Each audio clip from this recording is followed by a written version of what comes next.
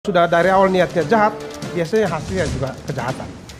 Mungkin kita ambil contoh gitu ya.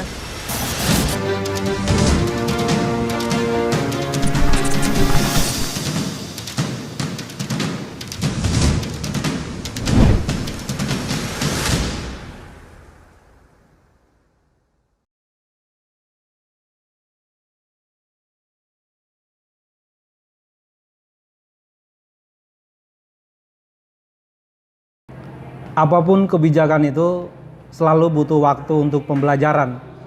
Itu kata Presiden Jokowi. Tapi kalau kata rakyat, apapun kebijakan itu, yang penting urusan dapur sama urusan perut harus jelas. Oke, jadi tindakan harus lebih cepat daripada kata-kata. Biar kebijakan itu implementasinya bisa jelas. Oke, baik. Assalamualaikum warahmatullahi wabarakatuh. Salam damai sejahtera bagi kita semua. Om Swastiastu, Namo Buddhaya. Salam kebajikan. Kembali lagi kita berjumpa di program Pro Otonomi. Telah bersama dengan saya yang kita hormati dan kita banggakan, yaitu Abang Egenius Kausuni. Beliau ini adalah akademisi sekaligus auditor BRIN. Kita langsung saja menyapa beliau. Halo Kakak Egi. Selamat sore Kakak sore. Egi. Ini adalah salah satu program dari JCC Network, yaitu Pro Otonomi, yang membahas isu terkait seputar isu-isu daerah yang masih ada kaitan dengan otonomi. Nah, hari ini kita fokus pada isu yaitu pasang surut pelayanan publik berbasis digital. Saya ingin bertanya ke Kakak Egi, sebenarnya kalau pengamatan Kakak Egi sebagai pakar teknologi lah, ibarat mau kita bilang begitu, kemudian yang berkecimpung di dunia teknologi sekaligus akademisi, sejauh ini sebenarnya pandangan Kakak Egi, bagaimana pengamatan masyarakat Indonesia pada umumnya terkait teknologi itu sendiri, sejauh apa? Oke, terima kasih. Pertama-tama saya ingin menyampaikan terima kasih atas kesempatan ikut bergabung di program Pro Otonomi, dan ini menjadi kehormatan bagi kami untuk tampil di sini. Soal bagaimana masyarakat menggunakan teknologi, implementasinya sejauh ini, saya melihat terjadi pertumbuhan yang signifikan. Apalagi pada saat pandemi COVID-19, selama 2 tahun, masyarakat kita itu sebagai pengguna internet itu mengalami peningkatan yang cukup tinggi. Penduduk Indonesia saat ini kira-kira 270 juta, dan hari ini pengguna internet aktif itu ada 210 juta orang. Artinya 76% lebih penduduk Indonesia sudah adalah pengguna internet. Itu artinya adalah terjadi peningkatan yang signifikan untuk masyarakat menggunakan teknologi. Dan kita tahu hari-hari ini masyarakat sudah terbiasa menggunakan teknologi, dan itu adalah modal, menurut saya adalah modal untuk menggenjot pembangunan baik di pemerintah pusat maupun pemerintah daerah. Dan saya kira para pengambil kebijakan harus memanfaatkan kesempatan ini. Teknologi sudah kita miliki, masyarakat sudah semakin banyak memiliki kemampuan menggunakan teknologi. Nah, itu perlu didukung dengan kebijakan-kebijakan. Kebijakan seperti apa? Kebijakan yang bisa mengimplementasikan teknologi agar pembangunan itu bergerak dengan lebih cepat. Karena kita tahu teknologi itu bisa menjadi alat untuk mempercepat pembangunan. Kalau kita mulai melakukan berbagai upaya untuk membangun masyarakat secara manual selama ini, kita akan mengalami banyak hambatan-hambatan, termasuk kita mengalami banyak pelambatan. Tapi dengan adanya teknologi yang kita lihat sekarang datanya makin meningkat, pengguna internet, pengguna perangkat teknologi semakin meningkat, itu artinya ada potensi besar untuk mendorong percepatan pembangunan. Nah, itu ya saya kira, saya merasa optimis kalau misalnya masyarakat kita, potensi yang sudah dimiliki masyarakat ini dimanfaatkan atau dimaksimalkan oleh pemerintah, terutama pengambil kebijakan, saya yakin ke depan akan semakin baik. Perkembangan perkembangan digital itu seperti apa sih? Mungkin khusus di pelayanan publik gitu, kalau sejauh ini. Pelayanan publik itu kalau kita lihat, pelaku pelayanan publik itu tanggung jawab pertama adalah aparatur sipil negara kita. ASN itu memiliki salah satu tanggung jawabnya adalah salah satu fungsi ASN itu adalah fungsi pelayanan publik. Nah, itu artinya apa? Ketika kita ingin mengubah konsep pelayanan publik menjadi pelayanan berbasis digital, kita harus mulai dulu dengan aparatur sipil kita. ASN itu harus memiliki kemampuan berbasis teknologi, sehingga mereka bisa merumuskan kebijakan-kebijakan, terutama mengimplementasikan teknologi itu sendiri. Di Jakarta kita sudah terbiasa berurusan dengan layanan publik berbasis teknologi. Misalnya ya, saya pernah akan memindahkan data BPJS saya dari satu daerah, dari DKI Jakarta dipindahkan ke wilayah Provinsi Banten. Itu bisa dilakukan secara online dengan sangat mudah. Kita tinggal menginputkan data-data ke sistem basis data yang sudah dibuat, atau kita menggunakan layanan yang sangat mudah, yaitu menggunakan WhatsApp. Setelah mengirim WhatsApp ke nomor tertentu, aplikasi akan secara otomatis merespon dan meminta data-data agar kita lengkapi dan diinputkan. Nah, itu model-model layanan yang sudah mulai makin ramah teknologi dan sudah mulai melibatkan teknologi. Hal yang lain adalah proses untuk Nah, kita di Jakarta ini sudah terbiasa menggunakan layanan transportasi publik. Itu semuanya sudah berbasis teknologi. Nah, ini hal-hal seperti ini bisa diimplementasikan atau diduplikasi untuk layanan publik yang lain. Contoh yang lain, di perbankan dulu, untuk urusan mentransfer uang ke seseorang, alurnya sangat panjang dan bisa makan waktu 1 hari. Kita harus datang dulu ke bank. Yang kedua adalah kita harus mengantri di bank. Yang ketiga, mengisi formulir. Kemudian menunggu dipanggil. Setelah dipanggil, kita input data lagi, harus tanda tangan, komunikasi dengan teller dulu, barulah proses transfer di approve. Nah, tapi saat ini kemudian oleh inovasi teknologi itu bisa diperpendek. Yang tadinya waktunya bisa menghabiskan waktu 1 hari, ada inovasi baru namanya ATM, Automatic Teller Machine. Orang hanya bisa datang, kurang dari 1 jam dia bisa melakukan transaksi, mengirim transfer. Nah, sekarang ini implementasi teknologi sudah semakin maju.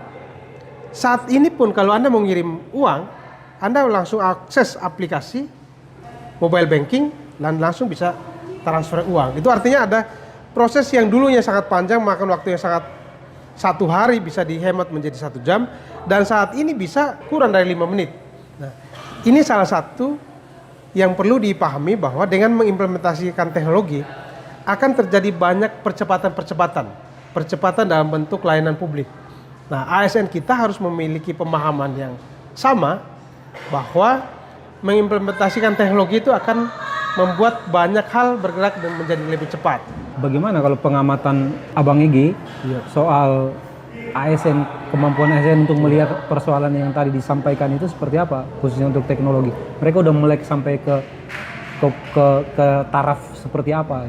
Oke, jadi saya lihat juga saat ini dari sisi kemampuan penerapan teknologi di tingkat ASN itu juga beragam.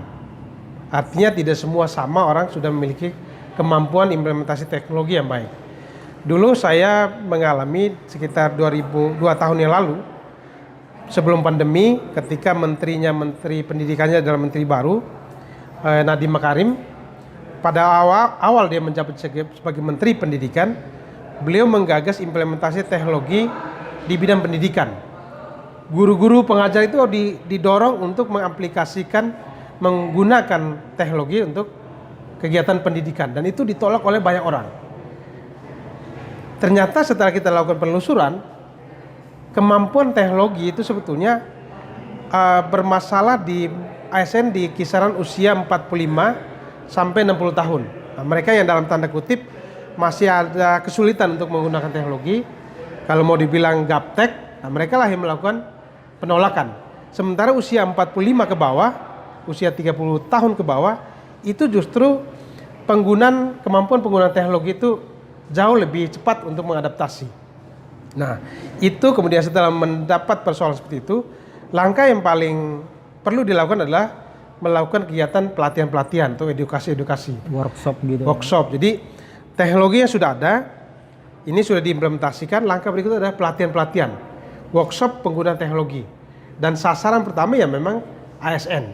Setelah ASN punya kemampuan menggunakan teknologi, berikutnya adalah mengedukasi masyarakat supaya bisa menggunakan teknologinya sesuai dengan maksud implementasi itu sendiri. Nah, itu menjadi pekerjaan yang bisa juga dikerjakan dengan lebih serius oleh pemerintah. Soal pelayanan digital terhadap masyarakat, yang ada nggak sih yang nggak ramah terhadap masyarakat, khususnya pelayanan berbasis digital itu di daerah khususnya? Kalau sejauh ini? Kalau saya lihat di daerah itu juga terjadi beragam karena soal infrastruktur di Indonesia kita punya permasalahan pemerataan ya. Jadi banyak daerah tertentu, misalnya kita di Jakarta mengalami infrastruktur teknologi cukup maju, tetapi kita geser jauh, tidak perlu jauh ke Banten, salah satu tempat yang terdekat Jakarta juga dari sisi infrastruktur teknologi di titik-titik tertentu masih bermasalah. Apalagi kita geser ke daerah-daerah terdepan Indonesia di garis perbatasan, itu juga akan jadi masalah tersendiri. Nah, yang perlu didorong adalah pemerintah perlu menyiapkan infrastrukturnya. Infrastruktur teknologi itu menjadi tanggung jawab pemerintah pusat supaya keadilan pemerataan itu ada di semua daerah. Itu pertama.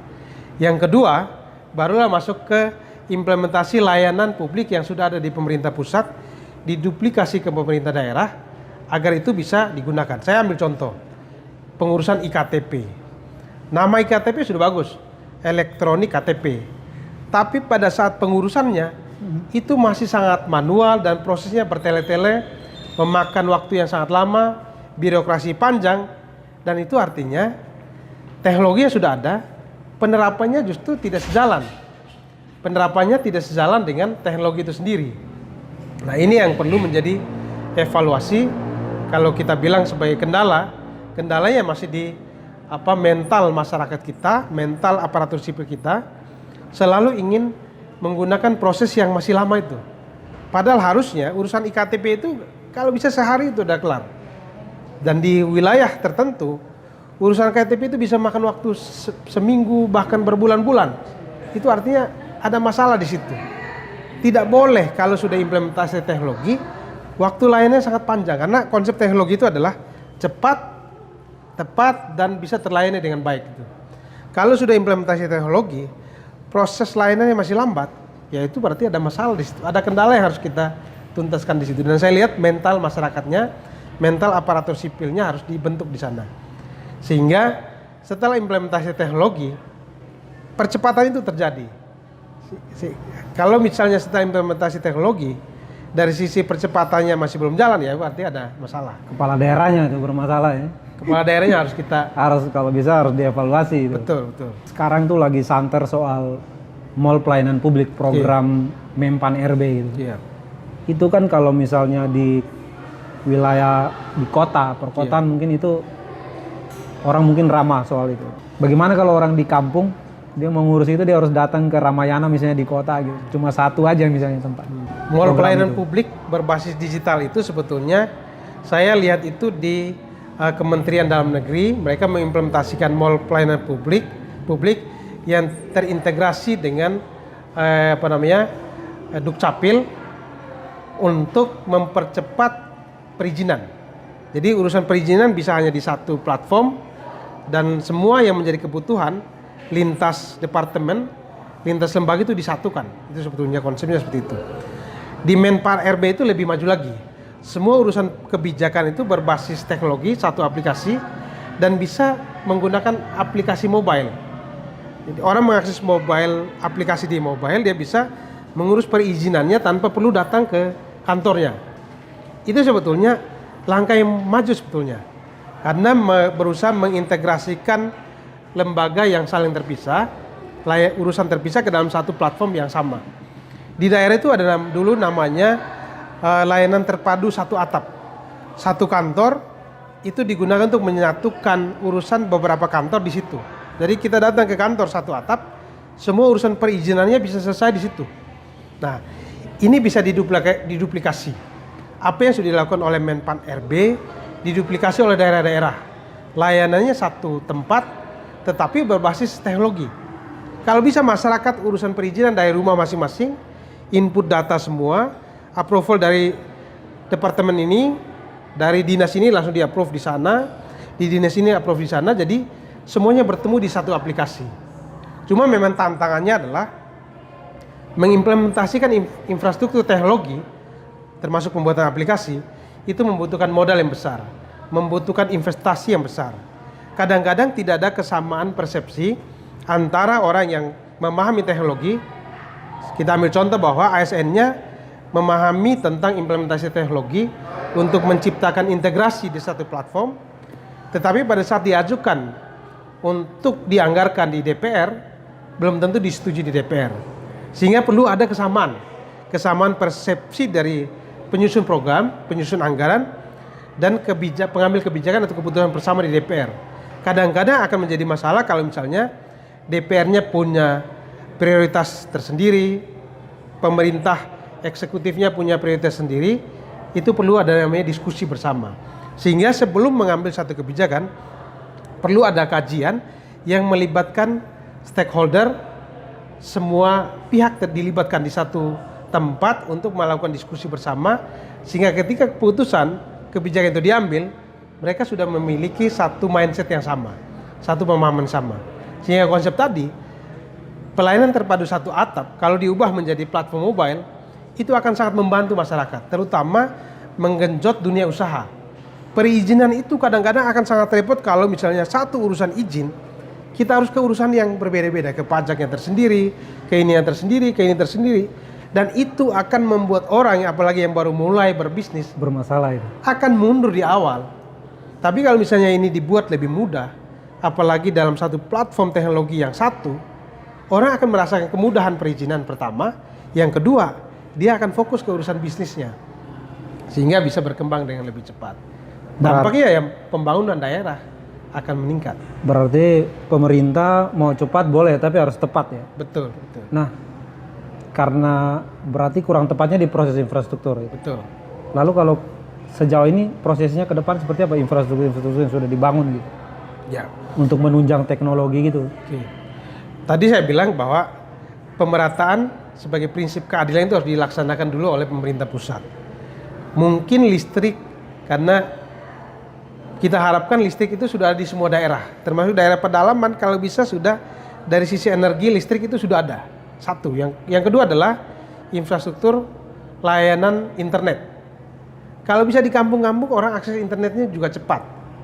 Karena ketika kita akan berkomunikasi menggunakan aplikasi, basisnya dari internet, pengiriman data itu akan menjadi permasalahan.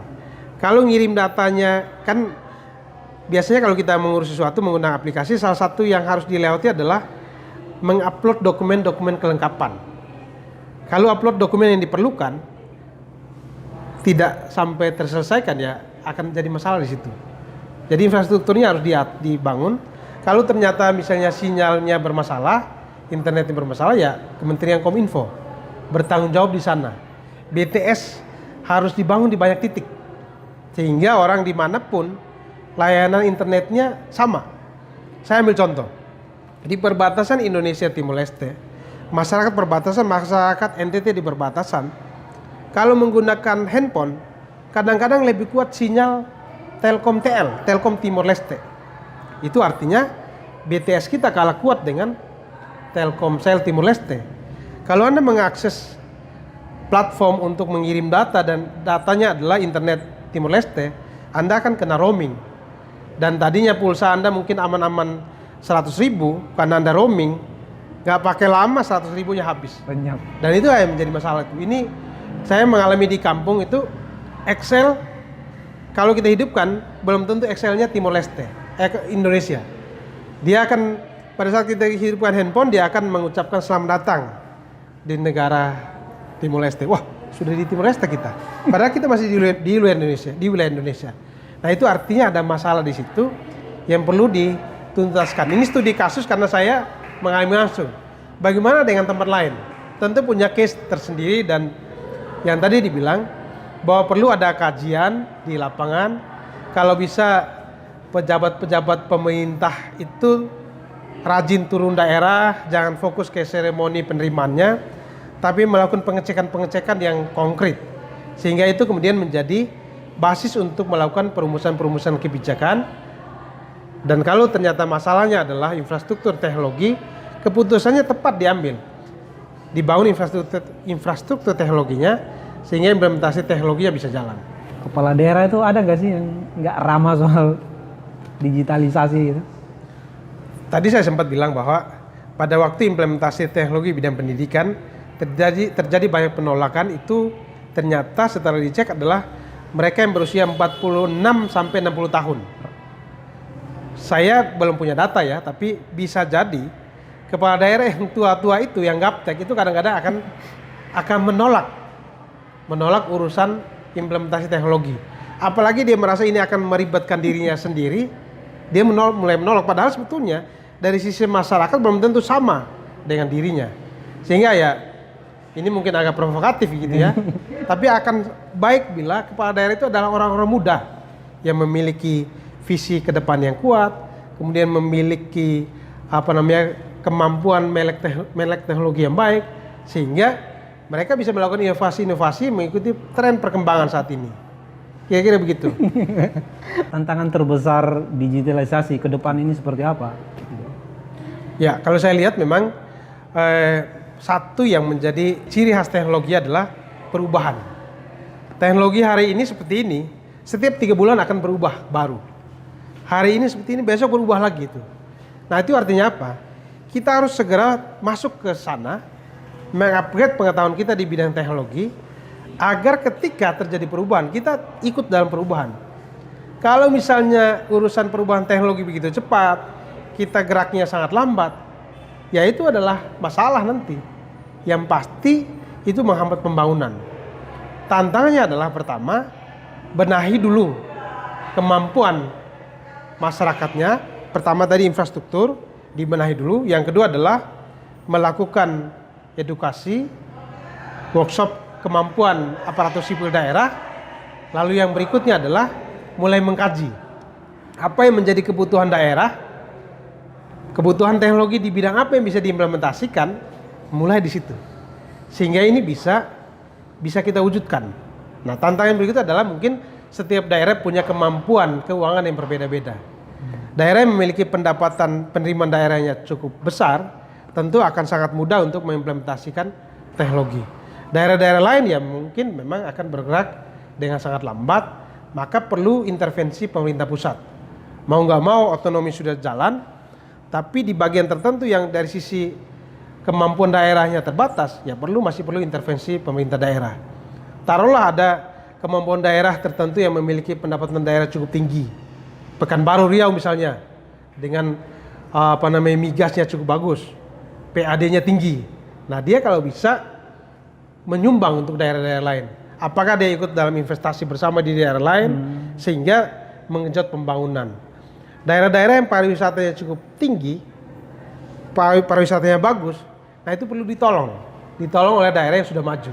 Sehingga menginovasi teknologi di daerah pariwisata, harapannya tadi dia akan meningkat di pendapatan daerahnya, sehingga yang namanya keadilan sosial bagi seluruh rakyat Indonesia benar-benar terjadi di negeri yang namanya Indonesia. Kira-kira gitu. Ya. Tapi kalau kita mendengar pemaparan Abang dari awal sampai akhir, nah kalau misalnya kita kasih nilai buat pelayanan digitalisasi di Republik ini, 1 sampai 5 itu pelayanan itu kita kasih nilai berapa? Keseluruhan menurut saya nilai 3 gitu ya. 3? Masih jauh. Masih perlu didorong lagi menuju 4 dan 5. Kalau misalnya sudah 5 ya saya pikir kita akan menjadi sangat maju. Kalau 3 itu kan gawat benar itu kalau nilai 3. Berarti belum siap gitu. Secara teknologi kita sudah ada, tapi bagaimana niat pemerintah, niat pengambil kebijakan untuk mewujudkannya itu ya masih belum maksimal. Proses berbasis teknologi ini kira-kira perlu nggak melibatkan pihak lain gitu? Kan kalau ASN kan mungkin terganjal lain 1-2 hal gitu. Atau harus ada pihak lain untuk terlibat di situ sehingga mereka bisa balance bersama ASN untuk melakukan pekerjaan itu. Karena kan fungsi daripada teknologi itu adalah mempersingkat atau mempermudah masyarakat. Betul. Butuh nggak itu seperti itu? Memang sudah saatnya pemimpin itu menerapkan namanya kolaborasi, sinergi dengan banyak pihak agar bisa bergerak bersama. Kalau misalnya masih banyak ego sektoral, ya pasti nggak jalan. Pemerintah meskipun dia merasa adalah penguasa, mau nggak mau harus melibatkan mereka yang memiliki kemampuan. Swasta perlu diajak, masyarakat sipil perlu diajak. Sehingga ini memiliki kesamaan, memiliki kemampuan yang sama, dan bisa bergerak bersama. Mau nggak mau daerah-daerah ya juga masih harus bisa melibatkan vendor-vendor yang memiliki kemampuan. Kita nggak bisa merasa bahwa kita sendiri yang bisa mengelolanya, masih harus belajar dari yang lain. Tentu perlu dimulai dengan kajian yang kuat, yang lengkap, sehingga ketika keputusan itu diambil menjadi keputusan yang tepat. Intinya adalah sinergi dan kolaborasi itu sudah menjadi keharusan, sehingga pembangunan yang dicita-citakan bisa lebih cepat dicapai. Ada nggak daerah yang tidak siap pelayanan publik berbasis digital di negara ini? Saya belum memiliki data soal daerah yang belum siap, tapi yang pasti adalah bahwa daerah-daerah yang memang dari sisi infrastruktur layanan internetnya belum tersedia itu akan menjadi sulit. Daerah-daerah terdepan Indonesia kan dulu kan diubah konsepnya, jangan menyebutnya daerah tertinggal atau daerah terbelakang. Konsepnya udah bagus, diubah menjadi daerah terdepan Indonesia. Maka benar-benar harus dibangun supaya itu menjadi wajah Indonesia di negara lain. Kalau sudah di garis perbatasan dibangun sebagus mungkin, teknologinya digenjot supaya negara lain melihat bahwa memang Indonesia sudah jauh lebih maju.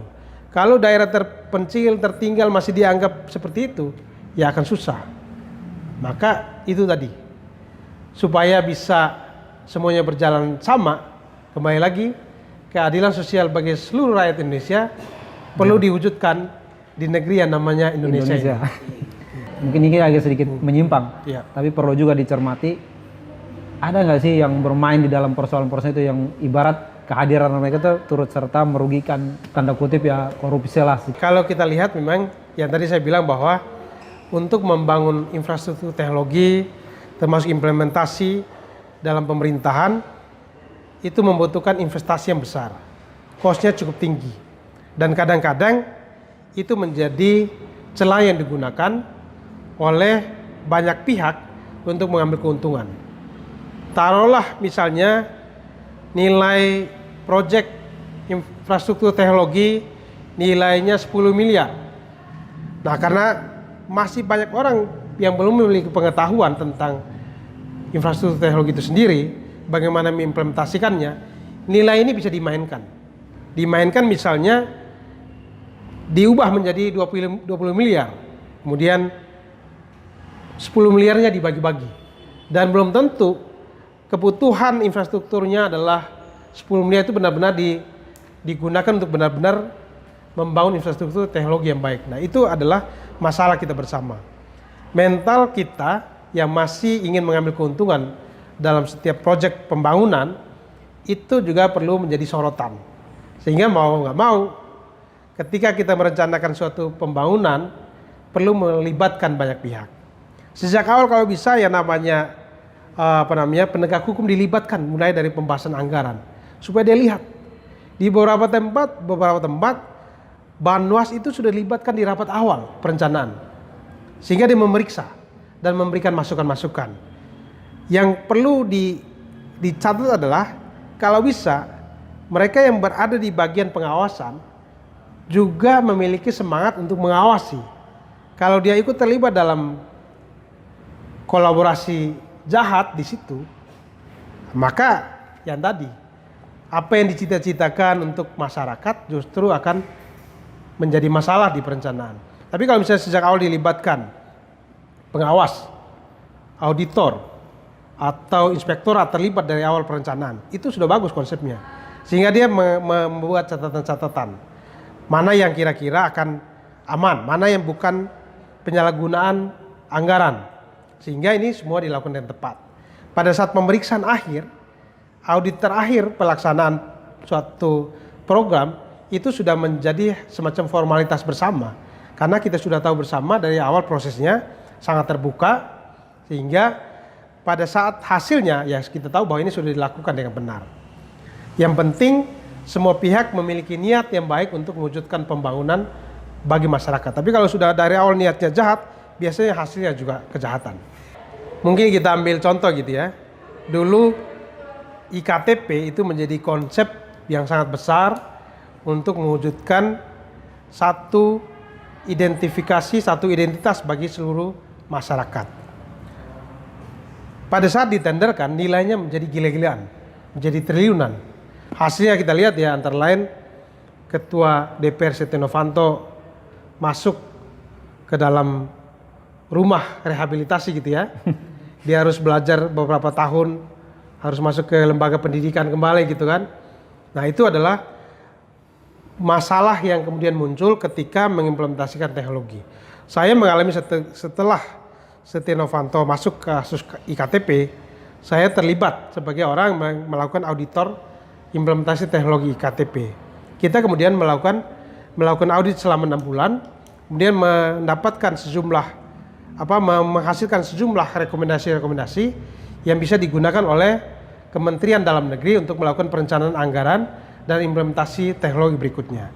Nah, yang penting diawali dengan basis kajian yang kuat, kemudian bagaimana menetapkan item-item anggarannya itu didahului dengan kajian, itu biasanya akan aman.